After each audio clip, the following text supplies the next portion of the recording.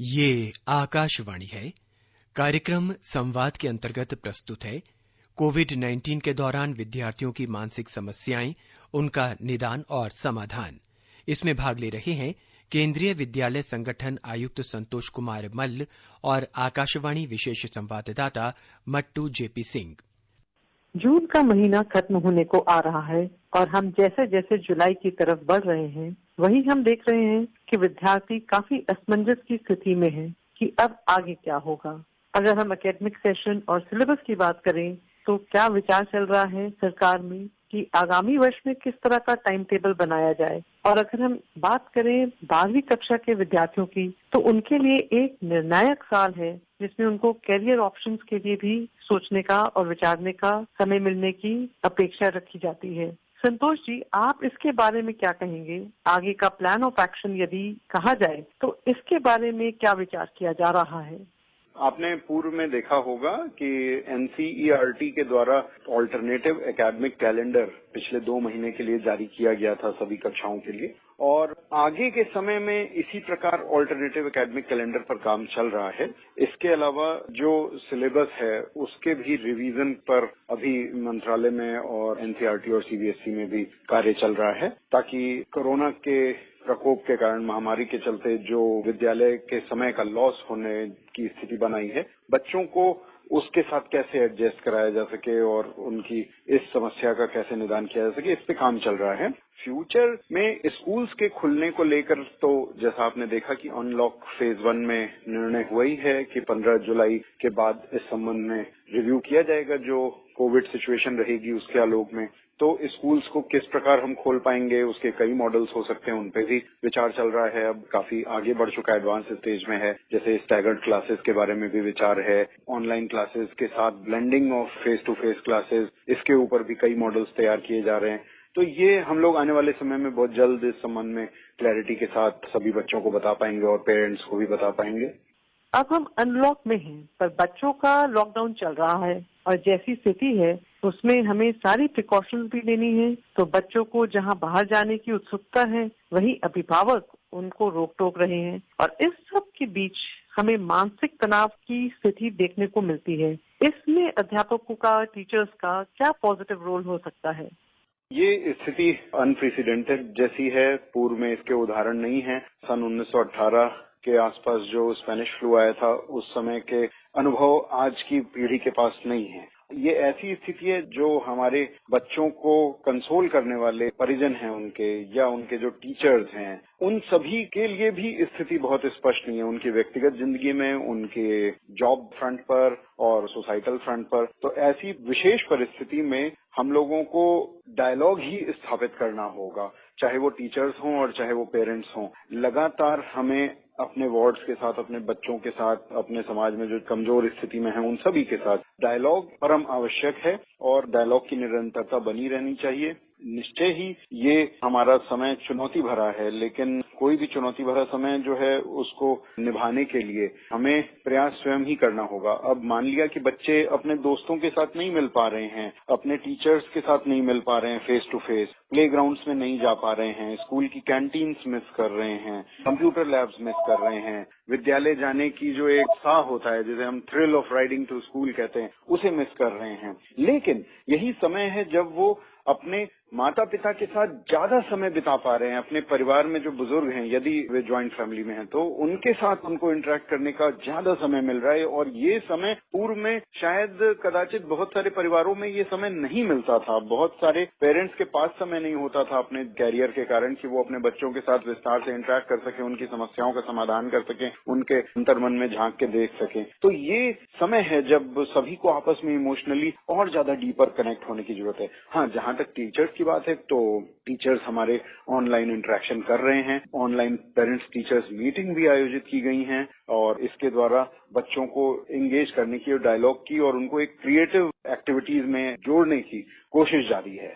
अभी आपने बात करी कि किस प्रकार अब पेरेंट्स और ग्रैंड पेरेंट्स के पास ज्यादा समय है और वो बच्चों के साथ ज्यादा समय बिता पा रहे हैं, इंटरेक्ट करने का भी ज्यादा समय है और ये समय है कि सब इमोशनली और अच्छी तरह कनेक्ट हो सकते हैं। और जैसे कि आपने कहा कि ऑनलाइन पेरेंट टीचर्स मीटिंग भी की गई है और अगर हम अब डिजिटल लर्निंग की बात करें तो एक ये दुविधा है कि कहाँ हम अपने बच्चों को कहते थे कि आप अपनी कंप्यूटर फोन पर ध्यान देना बंद करिए, पढ़ाई की ओर ध्यान दीजिए। पढ़ाई की ओर तो बच्चे ध्यान दे रहे हैं, पर दिक्कत ये है कि सारा काम अब कंप्यूटर और फोन पे ही हो रहा है। क्लास वर्क, होमवर्क भी फोन पे, कंप्यूटर पे है। अगर आप इसका आकलन करें तो डिजिटल लर्निंग का तालमेल कैसे बिठाया जाए ताकि एक बैलेंस बना रहे कि हम जैसे कि कहें कि जो हमारा उद्देश्य है वह भी पूरा हो जाए टेक्नोलॉजी की मदद से, पर कोई नुकसान भी ना हो। हमें अपने बच्चों को निश्चय ही ले जाने की आवश्यकता है प्लेग्राउंड्स की ओर और फिजिकल एक्टिविटी की ओर और फिट इंडिया मूवमेंट से जोड़ने की भी आवश्यकता है। परंतु अभी जो विशेष परिस्थिति है, तो विशेष परिस्थिति में हमको ये देखने की आवश्यकता है कि हम बच्चों को एंगेज कर सकें। अब कंप्यूटर्स और मोबाइल से उनको गेमफुली एंगेज कराना है और पहले वो बहुत सारे, मान लीजिए जो चुनौती होती थी कि वो बहुत सारे गेम्स में लगे हुए हैं, वो भी अभी शायद उनके स्ट्रेस को बर्स्ट करने के लिए कुछ हद तक आवश्यक है, लेकिन एक लिमिटेड टाइम पीरियड के लिए। बाकी समय जो उन्हें ऑनलाइन असाइनमेंट्स मिल रहे हैं, उनके विद्यालय के द्वारा उनको ऑडियो वीडियो मटेरियल भेजे जा रहे हैं, पॉडकास्ट भी भेजने अब शुरू हो गए हैं। सरकार में भी पॉडकास्ट बड़ी संख्या में तैयार किए जा रहे हैं। आने वाले दिनों में आप देखेंगे कि प्रत्येक कक्षा के लिए एक अलग चैनल प्रारंभ होने जा रहा है, जिसकी बड़े पैमाने पर तैयारी चल रही है और टीचर्स के द्वारा वीडियो लेसन तैयार किए जा रहे हैं। तो जो कंप्यूटर और इंफॉर्मेशन टेक्नोलॉजी का बेस्ट गेनफुल यूटिलाइजेशन करने का निश्चय ही जो उसका नेगेटिव एस्पेक्ट है उससे थोड़ा सा बचा के रखने का ये चुनौती है। इस चुनौती को पार पाने के लिए पेरेंट्स और टीचर्स दोनों को मिलकर आगे आना होगा और बच्चों को भी थोड़ा सा सतर्क रहना होगा। जहां हमने पेरेंट्स की बात की है, तो जहां पेरेंट्स को बच्चों की चिंता है, वहीं देखने में आया है कि बच्चे भी अपने पेरेंट्स के बारे में उतने ही चिंतित हैं जब वे देखते हैं कि माता पिता को काम के लिए बाहर जाना पड़ रहा है। तो अंदर से कहीं एक घबराहट है जो मेंटल स्ट्रेस की ओर ले चलती है बच्चों को। उसके बारे में आपका क्या कहना है? जी, ये समय ऐसा है जिसमें अनेक प्रकार की दुविधाएं हैं। अब बच्चों को उनके रिजल्ट्स के बारे में अभी स्थिति बहुत स्पष्ट नहीं है, विशेष रूप से जो कक्षा 10 और 12 के बच्चे हैं। बहुत जल्द वैसे इस संबंध में नतीजा सामने आ जाएगा। उनको आगे एकेडमिक सेशन, बहुत सारे सिस्टम्स में अभी आगे जो हमारे एकेडमिक सेशन हैं वो किस तरह चलेंगे उसके बारे में बहुत क्लैरिटी नहीं है। स्कूल फेस टू फेस होगा कि ब्लेंडेड होगा कि होगा ही नहीं, ये सब भी बातें हैं। तो दुविधा की स्थिति तो बच्चों के सामने निश्चित रूप से है। अब जो ये दुविधा की स्थिति है उसमें हम लोगों को, जैसा मैंने पहले भी कहा कि हमें उनको एंगेज करना है। तो केंद्रीय विद्यालय संगठन में हम लोग ने एक प्रयोग किया था अप्रैल के प्रारंभ में ही, जिसमें प्रत्येक विद्यालय में पेरेंट्स और बच्चों को एक डेडिकेटेड ईमेल आईडी दी गई थी और उस ईमेल आईडी का प्रयोजन ये था कि आप अपनी अगर कोई कठिनाइयां हैं, कोई प्रॉब्लम्स हैं, एप्रीहेंशंस हैं या कोई भी एंग्जाइटी है तो उसमें शेयर कीजिए। और हमारे विद्यालयों में मैं आपको बताऊं, केंद्रीय विद्यालय संगठन में जो हमारे टीचर्स हैं वो काफी बड़ी संख्या में एनसीईआरटी के द्वारा गाइडेंस एंड काउंसलिंग में ट्रेंड हैं और इसके अलावा हमारे प्रोफेशनली ट्रेंड काउंसलर्स भी इंगेज हैं।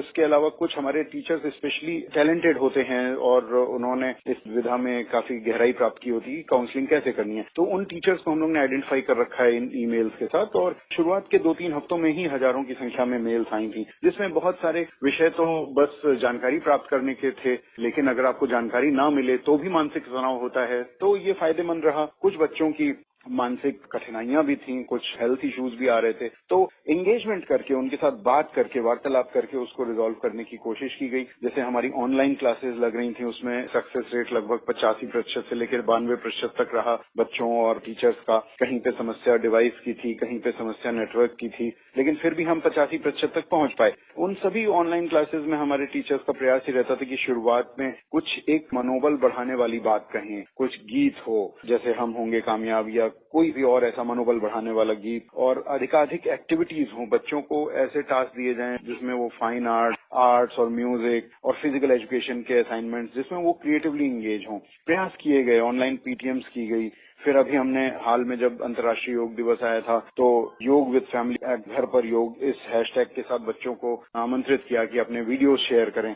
तो इसी प्रकार के कुछ प्रयास किए जा सकते हैं और किए भी गए हैं। वैसे सरकार के स्तर पर यदि आप जानना चाहते हैं तो मेंटल हेल्थ इश्यूज को लेकर के हमारे माननीय प्रधानमंत्री जी ने बहुत ही संवेदनशील रवैया लिया है और बहुत ही गंभीरता से इस संबंध में निर्देश दिए हैं। माननीय मानव संसाधन विकास मंत्री जी द्वारा निर्देश दिए गए और उसके आलोक में ज्वाइंट सेक्रेटरी इंस्टीट्यूशंस के अध्यक्षता में एक टास्क फोर्स बनी है और एक वर्किंग ग्रुप ऑफ एक्सपर्ट्स इस पर काम कर रहा है, जिसमें अभी तक जो प्रगति हुई है उसमें हमारी टारगेट ये 6-7 बिंदुओं पर रहने जा रहा है। मैं आपको बताऊं कि जैसे उसमें सबसे पहला रहेगा प्रिवेंशन के लिए करिकुलम के माध्यम से, टेक्स्ट बुक्स के माध्यम से और स्कूल एक्टिविटीज के माध्यम से मेंटल हेल्थ इश्यूज आगे बढ़ ही ना पाए, उसको प्रिवेंट करने के लिए स्ट्रेटजीज इंसर्ट की जा रही हैं। इसके अलावा बच्चों के मेंटल हेल्थ इश्यूज को अर्ली आइडेंटिफाई करने के लिए टीचर्स की ट्रेनिंग बड़े पैमाने पर किए जाने का प्रस्ताव है और स्पेशलिस्ट का सपोर्ट किस तरह लिया जा सके इसके लिए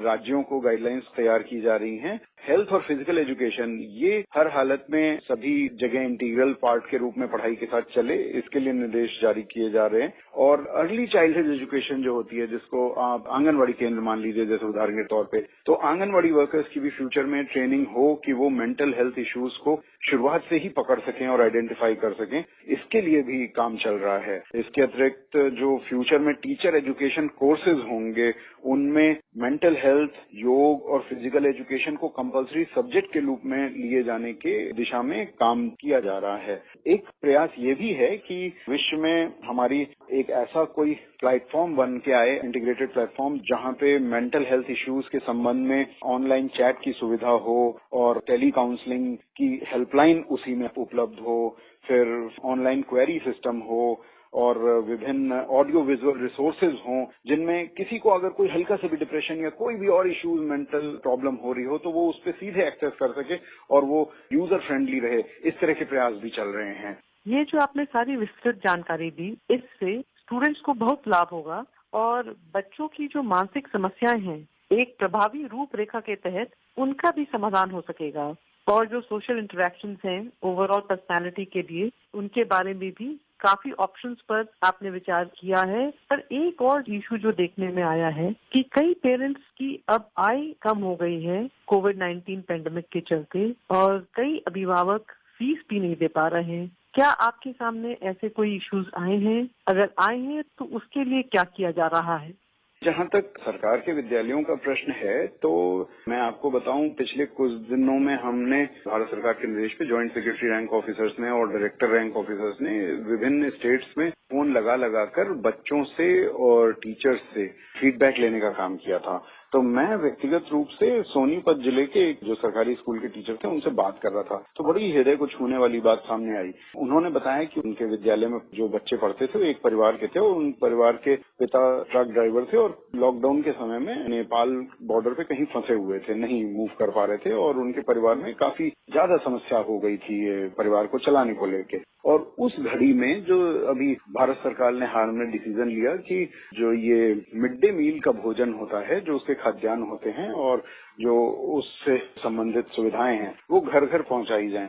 तो जब वो टीचर उस व्यवस्था के साथ उस परिवार में पहुंचे तो उस परिवार के लिए वो एक देवदूत की तरह थे। ये अनुभव उस शिक्षक ने, जो कि सरकारी स्कूल के थे, मेरे साथ साझा किया। बड़ा ही मर्म को छूने वाला अनुभव था वो। और इस प्रकार ये जो कार्रवाई हुई इससे उस परिवार को काफी लाभ पहुंचा। ये तो लेकिन एक अलग उदाहरण है। हाँ, कई परिवारों में ये समस्या हो रही है और सरकार ने अनुरोध किया है, माननीय मानव संसाधन विकास मंत्री महोदय ने सभी को अनुरोध किया है कि अभी इस विषय को लेकर के बहुत कड़ाई न की जाए और कई महीनों का एक साथ जो फीस लेने का होता है उसमें ढील दी जाए और फीस को किसी हालत में बढ़ाया न जाए। ये सभी से उन्होंने आग्रह किया है और मुझे लगता है कि इसके सकारात्मक परिणाम भी सामने आए हैं। संतोष जी, कार्यक्रम में भाग लेने के लिए बहुत बहुत धन्यवाद। धन्यवाद। कार्यक्रम संवाद के अंतर्गत अभी आप सुन रहे थे कोविड-19 के दौरान विद्यार्थियों की मानसिक समस्याएं, उनका निदान और समाधान। इसमें भाग ले रहे थे केंद्रीय विद्यालय संगठन आयुक्त संतोष कुमार मल्ल और आकाशवाणी विशेष संवाददाता मट्टू जेपी सिंह। ये कार्यक्रम आकाशवाणी के समाचार सेवा प्रभाग द्वारा प्रस्तुत किया गया। इसे आप हमारे mobile app news on AIR पर भी सुन सकते हैं। इस कार्यक्रम के संबंध में अपनी प्रतिक्रिया आप हमें ईमेल कर सकते हैं। पता है airnsttalks@gmail.com। ये कार्यक्रम फिर से सुनने के लिए लॉग ऑन करें हमारी वेबसाइट newsonair.in www.rfi.com